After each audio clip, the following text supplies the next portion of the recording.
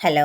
Welcome back to Telugu వెలుగు YouTube channel and ఈరోజు ఈ వీడియోలో మనము పర్ఫెక్ట్ ఎడ్యుకేషన్ పిఐఈకి సంబంధించిన బిట్లయితే చూద్దామండి. ఇది రీసెంట్‌గా జరిగిన తెలంగాణ పేపర్ మనకి 2024 ఆగస్ట్‌లో అయితే జరిగింది కదా! ఆ పేపర్‌లో మనకి perfect education PIE psychology bits అయితే ఏమున్నాయైతే చూద్దామండి. ఇప్పుడు టెట్ కూడా తెలంగాణలో అయితే జరుగుతుంది కదా! వాళ్ళకి యూజ్‌ఫుల్ అవుతది. మనకి ఏపీలో కూడా డీఎస్సీ జరుగుతుంది కాబట్టి వాళ్ళకి కూడా యూజ్‌ఫుల్ అవుతదని ఈ వీడియో అయితే నేను చేస్తున్నాను. బిట్స్ అయితే మనకి ఏమేమి వస్తున్నాయి అనేదైతే వీడియోలో అయితే చూద్దామండి. ఫస్ట్ టైం మా ఛానల్‌ని చూస్తున్నట్లయితే సబ్స్క్రైబ్ అయితే చేసుకోండి. లైక్ అయితే చెయ్యండి. ఫస్ట్ మీరు లైక్ చేసి అయితే చూడండి. మీకు యూజ్‌ఫుల్ అయ్యే కంటెంటే కాబట్టి మీరు లైక్ చేసి ఫస్ట్ అయితే చూడండి. చాలామంది చూస్తున్నారు గానీ లైక్ అయితే చేయట్లేదండి. చూసిన ప్రతి ఒక్కరైతే లైక్ చేయడానికైతే ట్రై చేయండి. మీరు చూస్తున్నారు, కింద చిన్న లైక్ బటన్ ఉంటది. దాన్ని ఒక్కసారి క్లిక్ చేస్తే అయిపోతది గదండీ! మీరు నాతో పాటు కూడా బిట్స్ అయితే చేయండి. మీరు ఎంత టైంలో మీరైతే బిట్స్ చేయగలిగారు, ఎన్ని బిట్స్ చేయగలిగారు అనేది కామెంట్ సెక్షన్‌లో చిన్న కామెంట్ అయితే మీరు పెట్టేయండి. ఇప్పుడైతే వీడియోలోకైతే వెళ్ళిపోదాము. వెళ్ళి మంచిగా అయితే బిట్స్ చేసుకుంటూ మనము ఇంపార్టెంట్ మాట్లాడుకుంటూ ఉందామండి. ప్రాచీన కాలం నాటి తక్షశిల ఈ కారణంగా విద్యాక్షేత్రంగా ప్రసిద్ధి చెందింది. తక్షశిల అనేది ఈ కారణంగా విద్యా క్షేత్రంగా ప్రసిద్ధి చెందిందంట. చూడండి, ఉపాధ్యాయుల నైపుణ్యం. మనకిక్కడ ఉపాధ్యాయుల నైపుణ్యం అనేది ఇవ్వడం అయితే జరిగింది.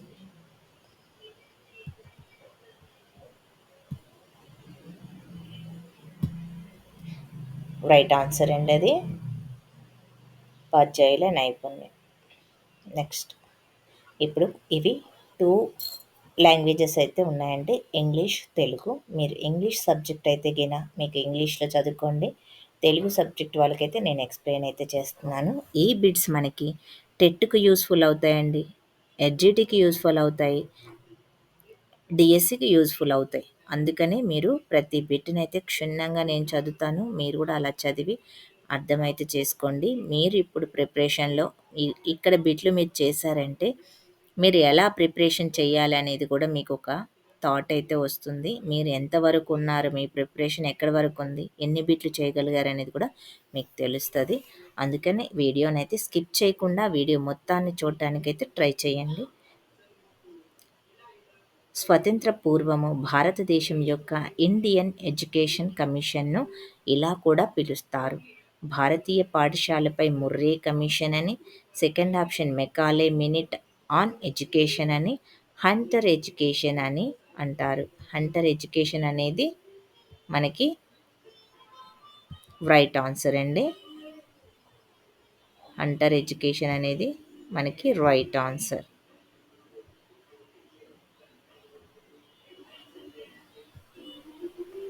గు మీరైతే ఇది గుర్తించండి. చూడండి, స్వతంత్రానికి పూర్వం భారతదేశం యొక్క ఇండియన్, ఇక్కడ స్వతంత్రానికి పూర్వం కొన్ని కమిషన్లు ఉన్నాయండి. స్వతంత్రం తర్వాత కూడా మనకి కొన్ని కమిషన్లు అయితే ఉన్నాయి. అది మీరు వుడ్స్ కమిషను, హంటర్ కమిషను ఇలాంటివన్నీ స్వతంత్రానికి పూర్వం ఉన్నాయండి. స్వతంత్రం తర్వాత మనకి చాలా కమిషన్లు అయితే వచ్చాయి. ఒకటి మనకి first Ishwaribai Patel committee, Mudaliar committee, plus Kothari committee, ఇంకా 1986 ఎన్ఈపి కమిటీ, జాతీయ విద్యా విధానము, 2025, 2020 ఇట్లాంటివి చాలా మనకైతే వచ్చాయి. ఈ కమిషన్లు పూర్వంవి, స్వతంత్రం తర్వాతవి కూడా మీరు ఫోకస్ అయితే చేయండి. బిట్ కూడా వచ్చింది చూసారా దీంట్లో. మనకు కూడా అక్కడ బిట్ వచ్చే ఛాన్సెస్ ఎక్కువగా ఉన్నాయి. ఇవి పిఐఈ బిట్లండి. సైకాలజీ కాదు, పిఐఈ బిట్, పిఐఈ సబ్జెక్ట్ నుంచి అయితే వచ్చింది ఇది. హంటర్ కమిషన్,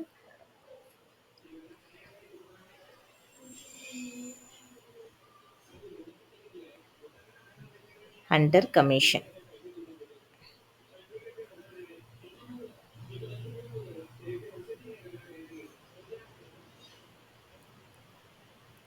చూడండి, ఈ పుస్తకంలో గిజుబాయి బదేకా పిల్లలకి విద్యను అందించడానికి సంబంధించిన ప్రక్రియలను వివరిస్తారు. ఏ పుస్తకంలో? మాతా పితా బన్నా కరీన్ హై అని, అకల్ బినా నకల్ అని, మున్నా రాణి అన, ఆ, దివస్వప్న అనే బుక్లో మనకైతే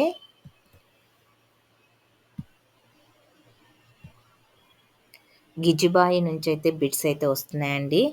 గిజుబాయి బదేకా పిల్లలకు విద్యను అందించడానికి సంబంధించిన ప్రక్రియ. ఏ ప్రక్రియను యూజ్ చేశాడంటే దివ్య స్వప్న అనే దివస్వప్న దివ్య కాదండి సారీ దివస్వప్న అనే మెథడ్ని యూజ్ చేసి చెప్పారంట పిల్లలకి. ఉపాధ్యాయుల జాతీయ వృత్తి ప్రమాణాల ముసాయిదా 2021 ప్రకారము రాజ్యాంగ విలువలకు సంబంధించి ప్రధాన ఉపాధ్యాయుడు క్రింది వాటిలో ఏది అనుసరించాలి? విస్తృత సమాజంలో రాజ్యాంగ విలువ ప్రాధాన్యతను ప్రచారం చేయడం. ఇదైతే రైట్ ఆన్సర్ అంటండి.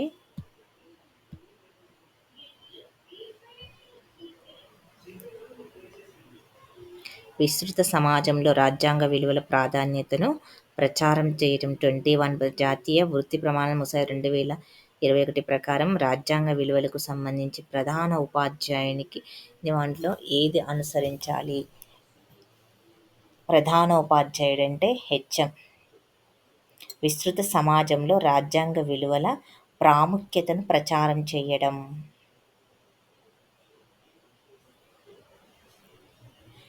ఏలో ఇవ్వబడిన కొన్ని విజ్ఞాన వనరులు బిలో ఇచ్చిన వాటిని అర్థాలతో సరిపోల్చండి. అథారిటీ, దృఢత్వం, అంతర్దృష్టి, కారణం. ఇవి సైకాలజీకి సంబంధించినవండి. ఫస్ట్ ఆప్షన్ అందుబాటులో ఉన్న డేటా ఆధారంగా తర్కించడం ద్వారా జ్ఞానము. ఒక వ్యక్తికి అనుభవం వలన ఫ్లాష్ లాగా వచ్చే జ్ఞానము. నిర్దిష్ట భావజాలము లేదా రాజకీయ విశ్వాసం ఆధారంగా జ్ఞానము. కొంతమంది వ్యక్తుల ఆధారంగా ఆలోచనల ఆధారంగా జ్ఞానము. కొంతమంది వ్యక్తుల అధికారము ఆలోచన ద్వారా జ్ఞానము. దీనికి మీరు సరైన ఆన్సర్ని అయితే మీరు మ్యాచ్ అయితే చేయండి.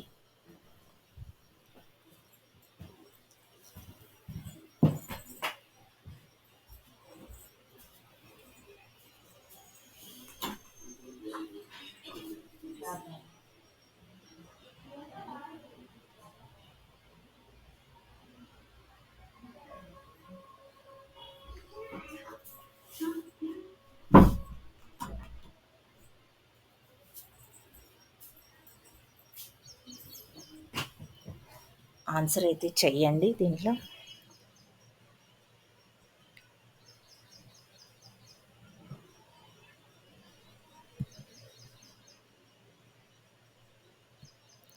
ఏకి అయితే 4 అంటండి, బికి అయితే 3, సికి అయితే 2, 1. ఇక్కడ చూడండి సికి అయితే 2 ఉంది, డికి అయితే 1 ఉంది, ఏకి అయితే 4. చూడండి ఏకి అథారిటీ అంటే కొంతమంది వ్యక్తుల అధికారము ఆలోచనల ఆధారంగా జ్ఞానము. నెక్స్ట్ బికి 3.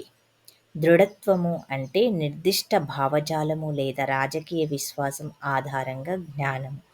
అంతర్దృష్టి అంటే ఒక వ్యక్తికి అనుభవం వలన ఫ్లాష్ లాగా వచ్చే జ్ఞానము. అంతర్దృష్టి అంటే ఒక వ్యక్తికి అనుభవం వలన ఫ్లాష్ లాగా వచ్చే జ్ఞానము. కారణము అంటే అందుబాటులో ఉన్న డేటా ఆధారంగా తర్కించడం ద్వారా జ్ఞానము. మీకు తెలిసిన విషయాలని అందుబాటులో ఉన్నదాని కారణం చెప్పటం అనేది కారణము. అంతర్దృష్టి గురించి ఎక్కువగా మీరైతే చూసుకోండి. ఒక వ్యక్తికి అనుభవం వలన ఫ్లాష్ లాగా వచ్చే జ్ఞానం అంట. దృఢత్వం అంటే నిర్దిష్ట భావజాలము లేదా రాజకీయ విశ్వాసం ఆధారంగా జ్ఞానము. అథారిటీ అంటే అధికారం, కాబట్టి మీరు అథారిటీని ఇక్కడ అధికారము. మీరు ఈ జతపరచుము అనేటివి మీకు 2 ఆన్సర్స్ తెలిసినా ఈజీగా అయితే చేయగలుగుతారు. ఒక్కొక్కసారి మీకు కన్ఫ్యూజన్ చేయడానికి 3 ఆన్సర్స్ కూడా ఇస్తారు, అది మీరు గమనించండి. క్రింది వాటిలో ఏది నియత విద్య ఏజెన్సీ? నియత విద్య అనియత విద్య గురించి మీరు తెలుసుకోవాలి. నియత విద్య అంటే మనం స్కూల్కి వెళ్ళి చదువుకోవడాన్ని నియత విద్య అంటారు. అనియత విద్య అంటే మనం ఇంటి దగ్గర ఉండి చదువుకోవడం. అంటే ఇక్కడ మనకి 10థ్ క్లాస్ వరకు ఉండేటివి ఇవి ఉంటాయి కదండీ! మోడల్ స్కూల్స్ కాదు. ప్రైవేట్‌గా 10థ్ కట్టుకొని రాసుకోవడము, ఓపెన్ యూనివర్సిటీ ఎగ్జామ్స్ డిగ్రీ వాళ్ళు రాసుకోవడము, ఇలాంటి వాటిని అనేత విద్య అని అంటారు. కొంతమంది ఇప్పుడు మనం డీఎస్సీకి ప్రిపేర్ అవ్వడం గూడా అనేత విద్యనే. ఆన్‌లైన్‌లో చూసి మనము నేర్చుకుంటున్నాం కాబట్టి ఇది కూడా ఎగ్జాంపుల్ అనేత విద్యనే. నియత విద్య అంటే మనం రెగ్యులర్‌గా స్కూల్‌కి వెళ్ళి నేర్చుకోవడం అనేది లైబ్రరీ. చూసారా? అనియత విద్య అంటే ఈ క్రింది వానిలో ఏది నియత విద్యా ఏజెన్సీ? ఇక్కడ విద్యా ఏజెన్సీ అంటే లైబ్రరీకెళ్ళి మీరు ఖచ్చితంగా నియతంగా వెళ్ళి చదువుకోవాల్సయితే ఉంటది. నెక్స్ట్ కేంద్ర ప్రభుత్వం నిర్వహిస్తున్న విద్యా సంస్థల్లో మండల్ కమిషన్ సిఫారసులు ఎప్పుడు అమలు చేయబడ్డాయి? మండల్ కమిషన్ యొక్క సిఫారసులు ఎప్పుడు అమలు చేయబడ్డాయి? కేంద్ర ప్రభుత్వం నిర్వహిస్తున్న విద్యా సంస్థల్లో మండల్ కమిషన్ సిఫారసులు ఏ సంవత్సరం నుంచి అమలు చేయబడ్డాయి? చూడండి ఏ సంవత్సరం నుంచి అంటే 1990 నుంచి అమలైతే చేయడం జరిగింది. 1990 నుంచి మండల కమిషన్స్ గురించి మీరైతే ఎన్సీఆర్టీ, ఎన్సీఎఫ్, మనకి ఎస్సీఆర్టీ ఇలాగా మీరైతే అవి ఖచ్చితంగా చూసుకోవాలి. ఎస్ఆర్సి గురించి, డిపిఈపి గురించి, ఏపీపీఈపి గురించి వీటి గురించి అవి ఎప్పుడు స్థాపించారు, ఎక్కడ ఉన్నాయి అనేవి మీరు ఎక్కువగా ఫోకస్ అయితే చేయండి. ఇది ఉపాధ్యాయ సాధికారత చాప్టర్లో మనకి పిఏఈలో అయితే ఉంటుంది. భారతదేశంలోని అనేక కమిటీలు మరియు విద్యా కమిషన్ల సిఫారసుల ప్రకారం విద్యకు స్థూల జాతీయోత్పత్తి శాతంలో కోరదగిన పబ్లిక్ కేటాయింపు ఎంత శాతము? విద్యా కమిషన్లు మనకి కమిటీలు సిఫారసు చేశారంట. విద్యకు స్థూల జాతీయోత్పత్తిలో కొంత శాతాన్నయితే కేటాయించమని, అది ఎంత శాతం కేటాయించాలి అనే దాని గురించి అయితే ఈ బిట్ అడిగితే అడిగారు. 6% అయితే కేటాయించమని చెప్పారంట.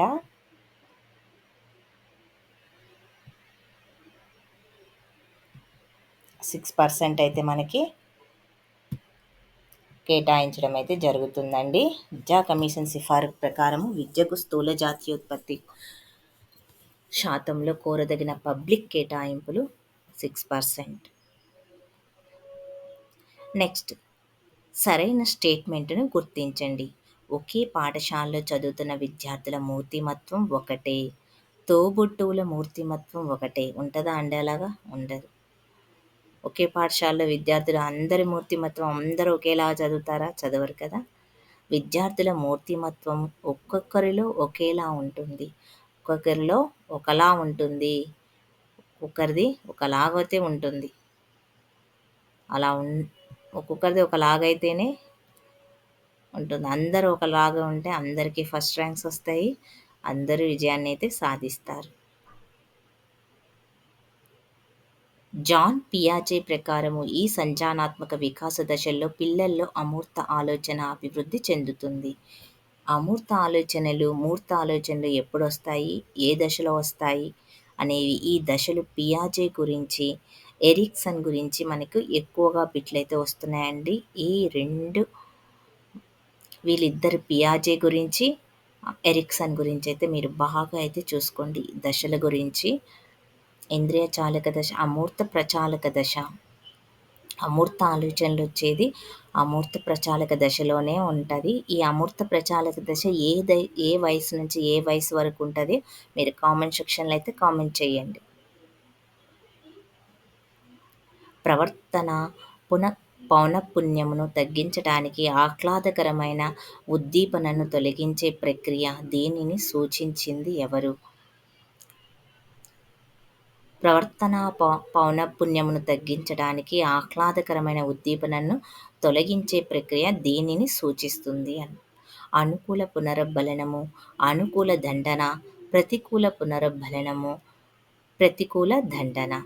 అనుకూలంది కాబట్టి ప్రతికూల దండన అని ఇవ్వడం జరుగుతుంది. ప్రవర్తనలో ఆహ్లాదకరమైన ఉద్దీపనను తొలగించే ప్రక్రియ దేనిని సూచిస్తుంది అని ఇవ్వడం అయితే జరిగింది. ప్రతికూల దండన ఈజ్ ద రైట్ ఆన్సర్ అండి.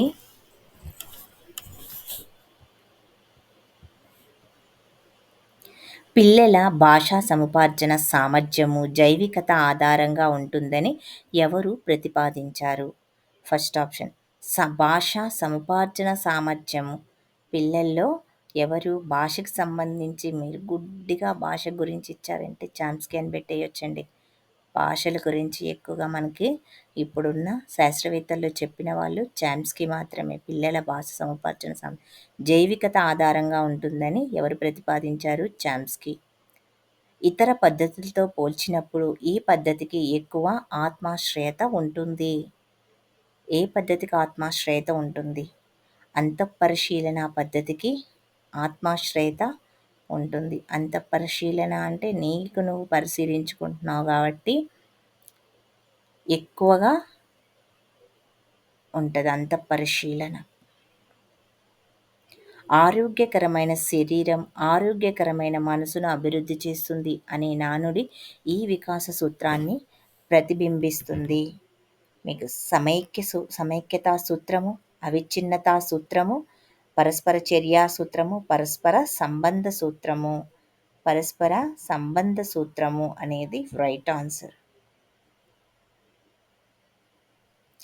పరస్పర సంబంధ సూత్రము అంటే ఆరోగ్యకరమైన శరీరం ఆరోగ్యకరమైన మనస్సును అందిస్తుంది అనేది ఒకదానికొకటి పరస్పరంగా ఉన్నాయి కాబట్టి దీన్ని పరస్పర ఆరోగ్యము మనకి శరీరము మనస్సు రెండిటికి సంబంధించింది ఒకటే కాబట్టి పరస్పరము. క్రింది స్టేట్మెంట్లో వృత్తిపరమైన ఉపాధ్యాయుని పాత్రను ఉత్తమంగా వివరిస్తుంది. ఉపాధ్యాయుని సాధికారత లెసన్ నుంచి అయితే బిట్ అయితే అడుగుతున్నారు. గురువు యొక్క కర్తవ్యం జ్ఞానాన్ని అందించడమే మాత్రమే. జ్ఞానాన్ని ఒకటే అందిస్తాడా? కాదు. గురువు జ్ఞానంతో పాటు ఇంకా ఏమందిస్తాడు? వృత్తిపరమైన ఉపాధ్యాయులు ఒకే పరిమాణము అందరికీ సరిపోతుందనే బోధనా విధానాన్ని అనుసరిస్తాడు. ఒకే పరిమాణం అంటే ఒకే రకంగా అందరికీ బోధించడు కదండి. పిల్లలు బాగా చదివే వాళ్ళని దృష్టిలో పెట్టుకొని బోధిస్తాడు. కొంచెం స్లో లెర్నర్స్ ఉన్న వాళ్ళని దృష్టిలో పెట్టుకొని చెప్తాడు. ప్రతికూల పరిస్థితిలో ఉన్న పిల్లలు, ఈ అనుకూల మామూలు సామాన్య పిల్లలు అందరినీ దృష్టిలో పెట్టుకొనైతే టీచరు, ఉపాధ్యాయుడు బోధిస్తాడు. వృత్తిపరమైన ఉపాధ్యాయులు తమ బోధనా శైలులను భిన్న అభ్యాసకుల అవసరాలకు అనుగుణంగా మార్చుకుంటారు. నిరంతరం అభ్యసనలో పాల్గొంటారు మరియు నైతిక ప్రమాణాలను సమర్థిస్తారు. అంటే చూసారా, ఇక్కడ వృత్తిపరమైన ఉపాధ్యాయుడు తమ బోధనా శైలులను భిన్న అభ్యాసకులు అంటే ఇక్కడ విద్యార్థులు అని అర్థం, అనుగుణంగా మార్చుకుంటాడు. విద్యార్థులకు అనుకూలంగా మార్చుకొని నిరంతర అభ్యాసంలో పాల్గొంటారు మరియు నైతిక ప్రమాణాలను సమర్థిస్తారు. ఉపాధ్యాయుడు అలాగ అందరినీ దృష్టిలో పెట్టుకొని పాఠాలు చెప్పడం వలన స్లో లెర్నర్స్ కూడా వాళ్ళు కూడా ముందుకు వెళ్ళాలి అనే ఉద్దేశంతో ఎక్కువగా ఉపాధ్యాయులు కృషి చేస్తూ ఉంటారు. నేషనల్ కరిక్యులం ఫ్రేమ్వర్క్ 2005ని అభివృద్ధి చేసిన నేషనల్ స్టీరింగ్ కమిటీ చైర్మన్ ఎవరు? చూడండి, ఎస్ పాల్.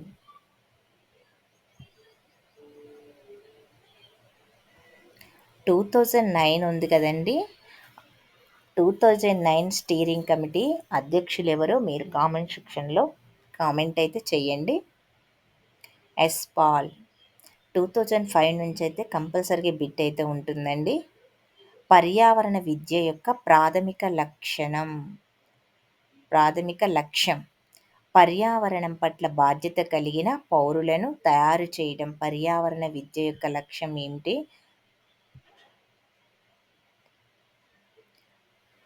పర్యావరణం పట్ల బాధ్యత కలిగిన పౌరులను తయారు చేయడం లక్ష్యం. నెక్స్ట్, జనాభా, వయస్సు మరియు లింగ నిర్మాణం యొక్క గ్రాఫికల్ ప్రాతినిధ్యాన్ని ఏమంటారు? జనాభా, వయస్సు మరియు లింగ నిర్మాణం యొక్క గ్రాఫికల్ ప్రాతినిధ్యాన్ని ఏమంటారు? జనాభా పిరమిడ్ అంటారంట. జనాభా పిరమిడ్ అంటారు? జనాభా పిరమిడ్ అంటారు. జనాభా వయస్సు మరియు లింగ నిర్మాణం యొక్క గ్రాఫ్. ఇక్కడ గ్రాఫ్‌ని ఏమంటారు? జనాభా పిరమిడ్ అంటారు. సమతావాద భావన ఇలా పరిగణించబడుతుంది. తాత్విక దృక్పథం.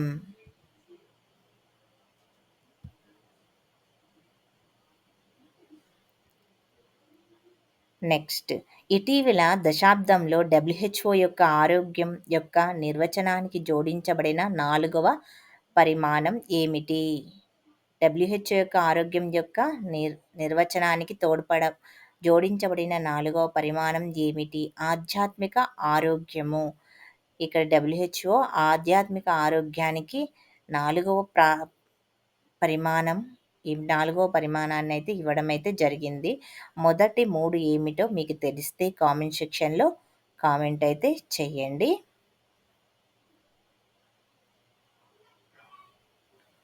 మీకు ఇప్పటిదాకా నేను సైకాలజీ, బీఏఈ బిట్స్ అయితే మీకు చెప్పడం అయితే జరిగిందండి. మీకు ఈ వీడియో నచ్చితే ఇప్పటికైనా లైక్ అయితే చేయండి.